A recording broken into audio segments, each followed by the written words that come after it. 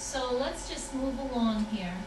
I want to give you a presentation that you can use to both enhance your knowledge base and to get a sense of how to present this in your various settings.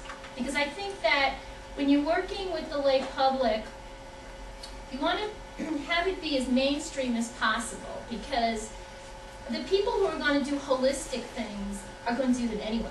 But you have a whole group of people who might be fearful that these types of things conflict with their religious values or with their core beliefs, and it's very, very important to get through the left brain sensor and explain to people what this is in a coherent way that they can understand, so that their right brain can then embrace it and really use the knowledge for self-awareness and self-regulation. So, and this PowerPoint is available to you guys through the Northeast Regional Biofeedback Society that Harry mentioned, of which I'm the executive director, and Harry is our past president. And it's something that you can use in your clinics and offices if you want to educate the public. So what I've done is created this, and it will satisfy the first two sections of Unit 2 for today's lesson in a way that I think might be more user-friendly for you guys, so that not only does it help prepare you for your exam, but actually you could use it in reality in exactly what you do. And you can change slides and modify it so that you're comfortable. You know, when you work with somebody else's PowerPoint, sometimes you look at a slide and you go, what was she thinking? So unless there are notes written, which I think there are not notes written in this, but you can feel free to change it. So this is a PowerPoint that I have used and modified over the years, and it's very introductory, and it works really, really well with the lay public in terms of not alienating them and communicating the concepts to them in a way that they can hear it. So I generally do not go into this in detail, but I do want them to understand that we are working with the nervous system, and we are working toward bringing under voluntary control aspects of arousal that previously we thought were not under voluntary control. Now, what I do is I pepper this with examples of cases from my practice, which is what I would encourage you guys to do at the same time. So a really good example here is that I had a science teacher who had been teaching in high school for 30 years, and she had a huge blood pressure problem, and she was referred to me. And I ultimately had to refer her for medication because she was unable to be totally successful with biofeedback. But she was unable to warm up her hands because she didn't believe that it was possible.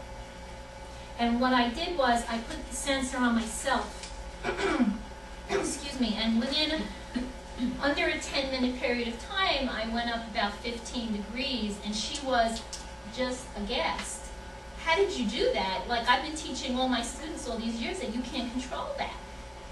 I said, well, you saw me. I just did it, okay?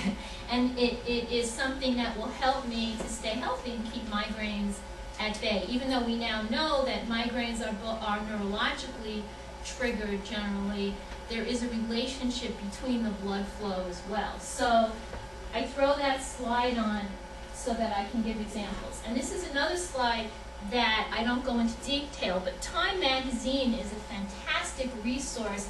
They have a great research team, and they do some really beautiful spreads about all different kinds of disorders, and they did this one about the anatomy of anxiety, and really the important thing is the picture, because you want to be able to explain fight or flight to people. So I also use visual aids. So for example, I explain that this symbolizes the way we body armor ourselves, within, inside.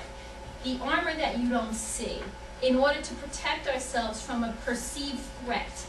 So that when that happens, you get the biochemical reactions that go along with feeling anxious. And if you do this long enough, you really get stressed out. And this is a toy from the Met, the Children's Museum, called Tangle. And it's a great metaphor for stress. And depending upon the genetics in your family, for example, in my family, all the women got headaches. In my neighbor's family, everybody has irritable bowel syndrome. Somebody else's family, they have chronic back pain. And other people have anxiety flutters. So that depending upon that and upon the modeling you've received in your home about how to cope with stress, you develop a faulty coping method. And so that's how you deal with stress, and it hits you where you're weak in your Achilles heel. So the purpose of our work together is stress management, so you can live with yourself. Okay, now this room, we would like to throw this out the window, but we can't do that. We have to learn how to cope. So we have this, and then we're able to cope, and when it gets like this again, we do our techniques and we open it up again.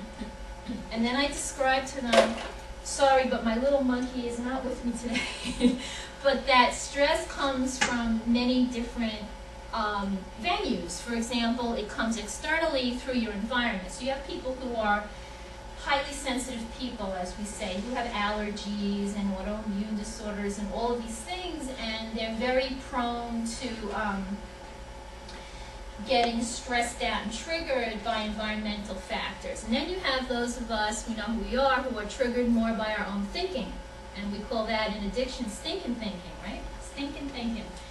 And I use that a lot with people in terms of explaining relaxation techniques, which we're going to go over today in great depth, and how that interfaces with using biofeedback instruments.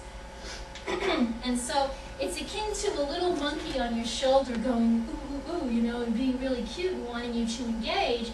And it represents those thoughts that are like going into dangerous neighborhoods where you shouldn't go alone and staying there.